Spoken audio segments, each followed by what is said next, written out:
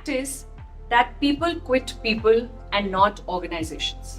आप एक कंपनी को इसलिए नहीं छोड़ते कि आपको उसका लोगो पसंद नहीं है, या आपको वो कंपनी का कलर कॉम्बिनेशन या स्टेशनरी अच्छा नहीं लगता, या आपको बिल्डिंग कुछ खास पसंद नहीं आई। आप वो कंपनी इसलिए छोड़ते हैं क्योंकि आपके साथ जो लोग काम करते हैं वो आपको कंफर्टेबल फील नहीं कराते, वो आपको अच्छा फील नहीं कराते। और ये थोड़े टाइम तक सहना पॉसिबल है, लेकिन काफी टाइम तक सहते हुए फिर एक बर्डन बन जाता है आपके कॉन्शियसनेस पे, and that's when Monday blues starts.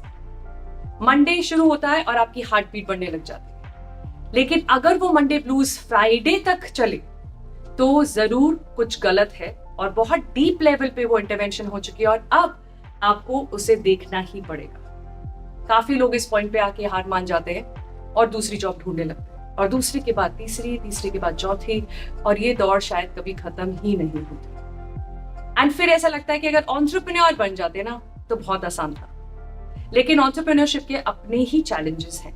जैसे कि किसी जॉब के एक चैलेंज जो हर जगह कॉमन है वो है ऑफिस पॉलिटिक्स। जहां पर कुछ लोगों का ग्रुप बनेगा वहां कुछ ना कुछ बातचीत शुरू होगी, वहां कुछ ना कुछ कहा जाएगा, कुछ सुना जाएगा, किसी चीज का मतलब निकाला जाएगा, किसी चीज को गलत मतलब से जोड़ के गलत तरीके से बताया जाएगा। ये सब ह्यूमन टेंडेंसी है। हमें ये देखना है कि हम इस ऑफिस पॉलिटिक्स को कैसे हैंडल कर सकते हैं, और इसको हैंडल करने का सबसे अच्छा तरीका है to stay away from office politics. That's the best way to deal with it. So let me share with you 3 ways to stay away from office politics so that you can handle it in a much better way. The first is to avoid gossiping. Don't gossip ever.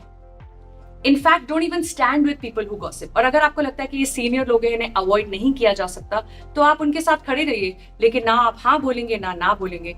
आप सिर्फ वहां पर हैं, but you don't have a say on anything. You don't want to create a point of view on anything. You don't want to share what you feel.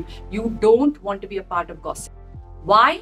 Because when somebody is gossiping to you, please know that they are gossiping about you to somebody else also. So if you are going to be part of gossip, please know that you are also allowing people to gossip about you, and that's where politics starts happening. So if you want to avoid that, you need to avoid gossiping. The second thing is to focus on your performance. Raise the bar for yourself. Create new benchmarks. If you are good with what you do, then people don't have enough content on you. क्या बात करेंगे? अगर आप जो काम कर रहे हैं बहुत अच्छे से कर रहे हैं, आपके पास स्किल है, आपके पास willingness है, तो nobody has anything to say about it. Then they will only, everything that they have to say about you will stop the moment they see your work on the table. So focus on your work and politics will take care of itself. And the third important point is to be open to feedback. A lot of people say that I'm very open to feedback, युक्ति। आप मुझे कभी भी feedback दो, मैं बहुत ही positively लेके उस feedback के ऊपर काम करना पसंद करती हूँ या करता हूँ, but that's not true.